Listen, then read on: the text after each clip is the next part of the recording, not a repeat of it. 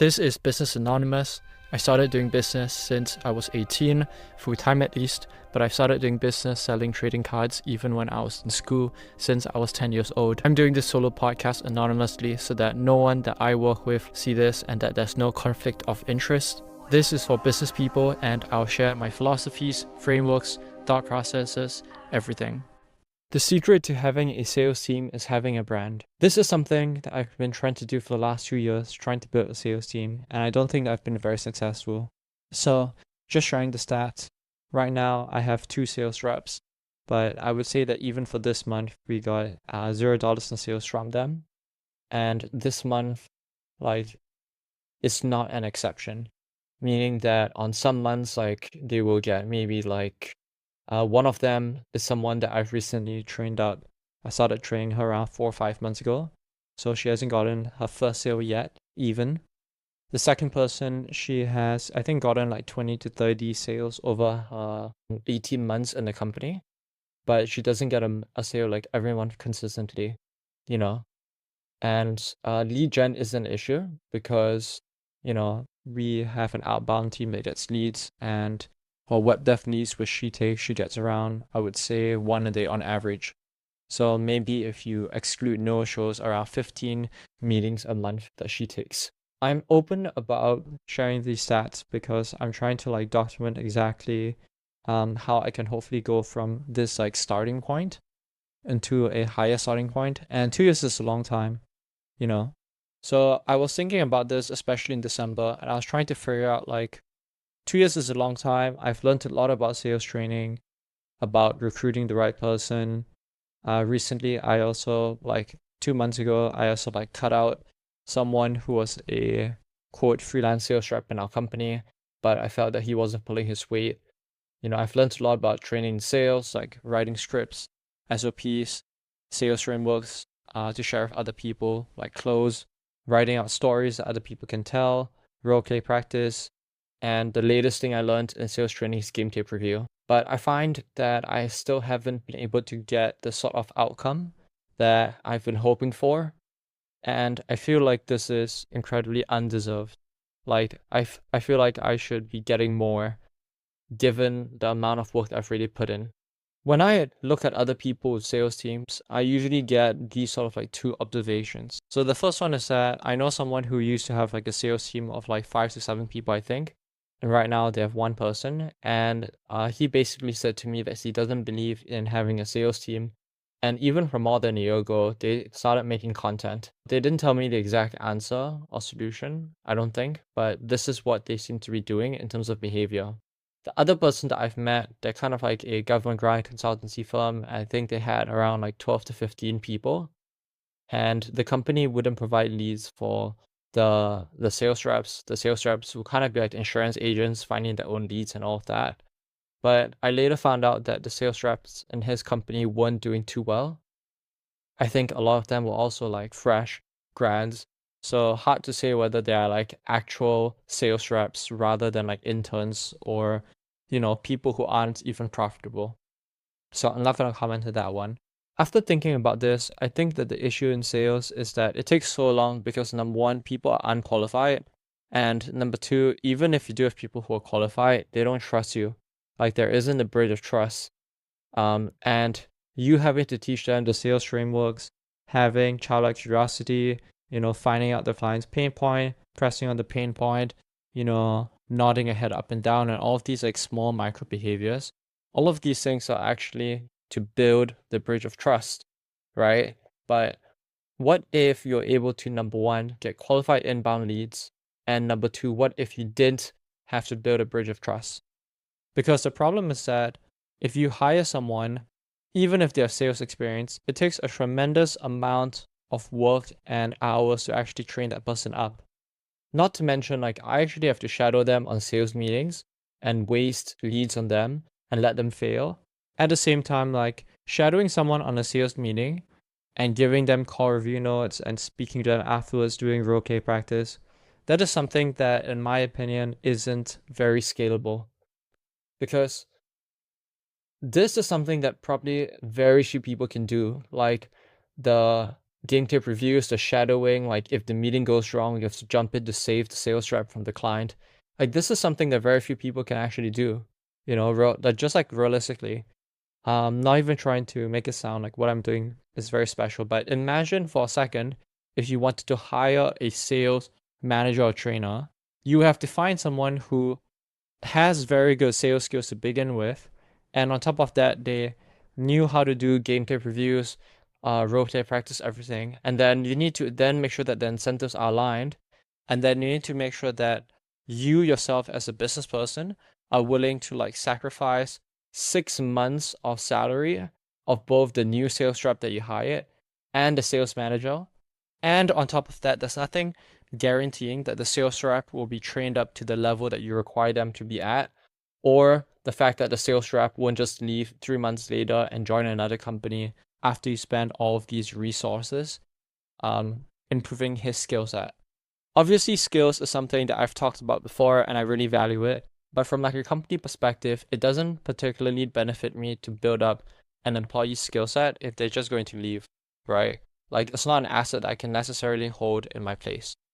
So that leads me to my next point, which is like, how do you then solve it? So I think I heard someone saying it that like in the movie in the Matrix, when someone is kind of like shooting bullets at you, you have to like dodge it. But if you have a brand, you won't have to dodge anything. And the person who was saying this was giving the analogy that you only have to sell because you don't have a brand.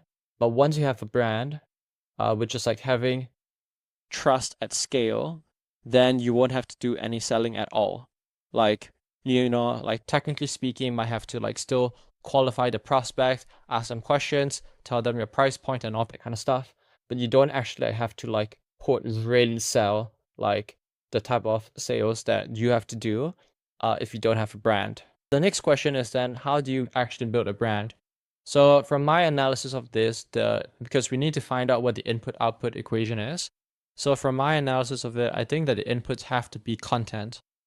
More specifically, I think the inputs have to be in terms of audios that you put out, shorts that you put out, and longs that you put out. And you can do this on platforms like Spotify, like what I'm doing now. You can do this on YouTube. You can do this on TikTok, Instagram, whatever you can possibly think of. So these are the inputs, right? And I think that just like how with anything that you do, you need to have a very strong system in order to make sure that your content system is successful. So for example, like one reason why I'm even doing this solo podcast to begin with is that I want to know, what does my target audience, like what do business people actually want to click on, or what are they interested in?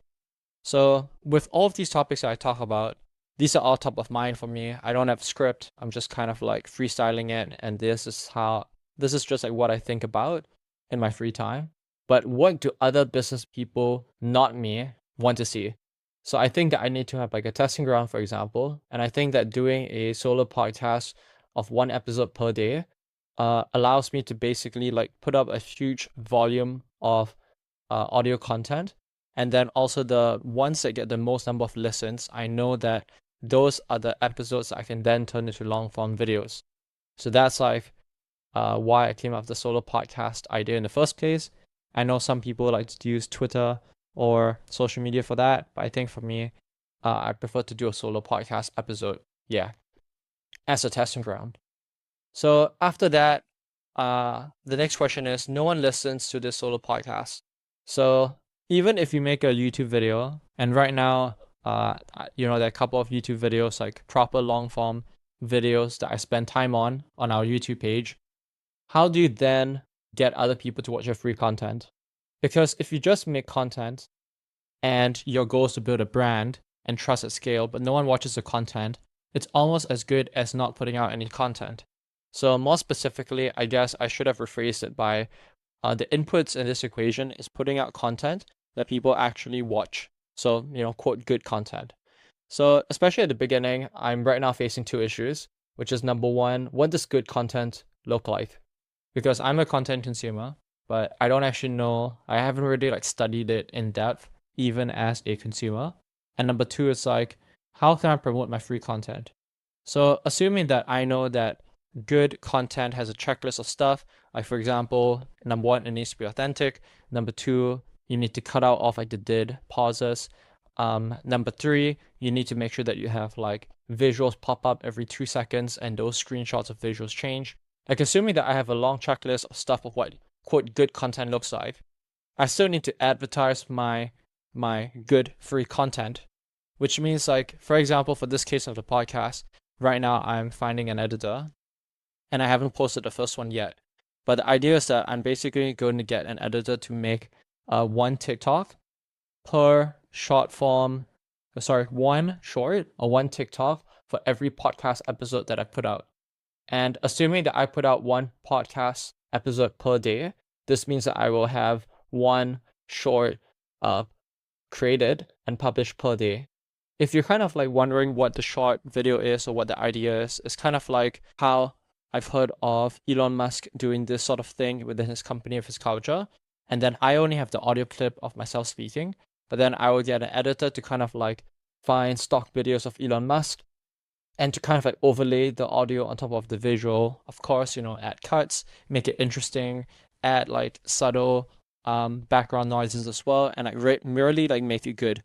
So the idea is that because no one will go to Spotify to search for my content, even if I make it authentic, even if I edit the solo podcast and cut out the dead weight, I will then still need to like create short form content and put it on a platform like TikTok where it's more forgiving or accepting of new content creators, and then basically get people to like listen to that, come in through short form videos, and then come into the long form podcasts. And then maybe in the future, like I can turn from the long form podcast onto like the long form videos. To give like another analogy on top of this, I think that a lot of the people that I follow, like business content creators, I actually found them not through the original videos, but I think I found a lot of them through like other podcasts where I would watch them go on the iced coffee hour or something. And from that, I would actually see their face. I would get to know their name. And then I would copy paste their name into YouTube and actually start watching their long form or short form videos on their YouTube channel. So even for myself, like they already had good content to begin with, but I didn't know about it, right? And I'm the target customer.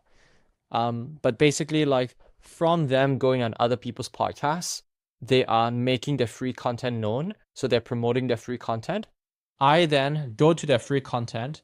And then after maybe like a month or 6 months or, 2 years, where the content is almost like nurturing me and I get to know their personality and I get to like trust them, then for example, at a later stage of time, I might actually like buy from them.